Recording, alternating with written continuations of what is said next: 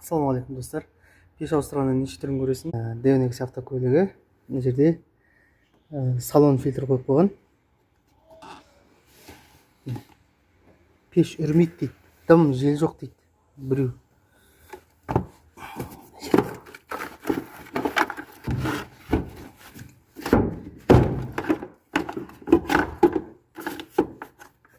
Ол азда еще екіншісін қойып қойған.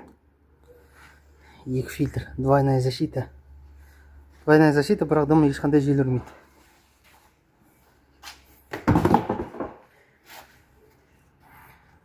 Бірақ енді бұны не үшін қандай мақсатпен қойғанын білмеймін. Салон лас болмасын деген шығар. Бірақ енді салонға келетін болсаң, салонның өзі мына жер мама болып отыр ғой.